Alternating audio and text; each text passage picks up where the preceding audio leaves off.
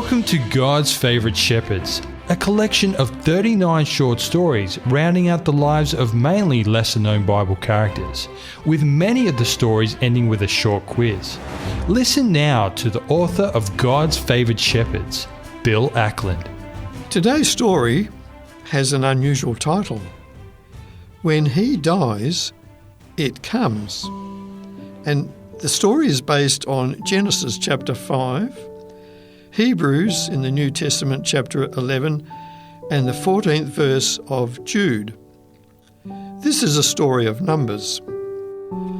Once upon a time, so long ago, there were no calendars to mark off the days and years.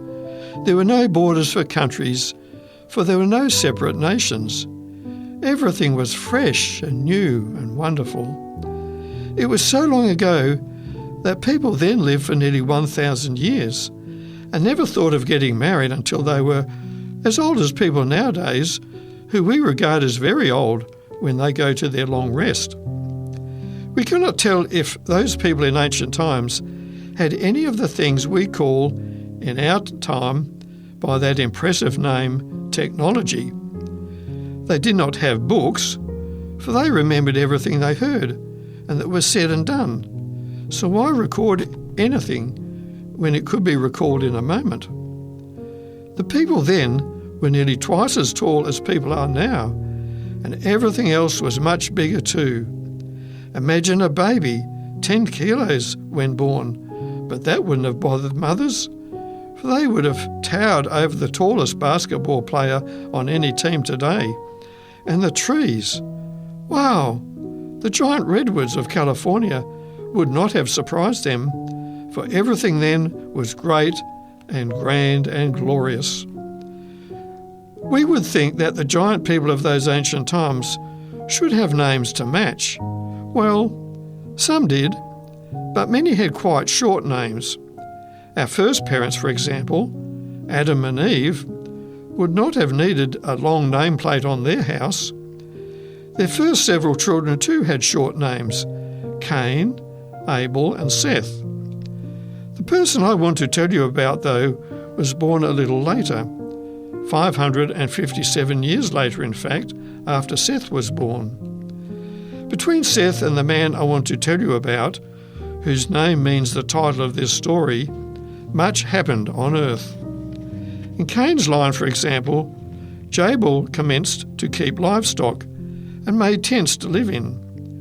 His brother was very inventive, for Jubal made musical instruments, the harp and the pipe.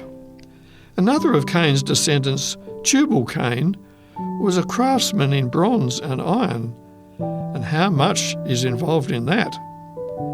Seth's descendants were, in a way, even more interesting, for it was through that line that Jesus Christ came into the world thousands of years later. The first person in Seth's line of note was Enoch, born when Adam was 622, and 365 years later, Enoch was translated to heaven without dying, one of only two people, with Elijah, to enjoy that amazing experience. 300 years before Enoch left this world, he had a son who knew Adam for 243 years before Adam died. The interesting thing about that yet unnamed man is that he lived during the first 600 years of Noah's life. That means that he was able to tell Noah everything that Adam had told him about life on this earth and what he himself knew during the 369 years of his life before Noah was born. Just as interesting is the fact that Noah lived on until Abraham was 58 years of age. So if their paths crossed during those years, what a story Noah could have told Abraham. When we read about the men in the patriarchal age, as it was known, we may not know if certain people's lives overlapped, and therefore what knowledge and information could have been passed on through the generations. It may surprise some to know that although Abraham was 100 years of age when Isaac was born, he did not die until 15 years after Jacob was born, living quite closely in proximity to Isaac's tents. Another surprise to some may be the fact that Shem, one of Noah's sons, who survived with their family in the ark during the Great Flood, outlived Abraham by 35 years. We know virtually nothing about a man by the name of Peleg, except that he was a grandson of Shem, and whose death was the first recorded in the Bible after the Great Flood. Abraham was 48 years old when Peleg died. The key point of this story is the connection that Noah had through Methuselah with Adam, who spoke with God before being banished from Eden. God also spoke to Noah in that early era of the world when he chose to give his messages directly to key people. Yes, this story is about Methuselah, the link between Adam and Noah, who undoubtedly would have helped his grandson build that grand vessel that withstood the greatest storm this world has ever experienced.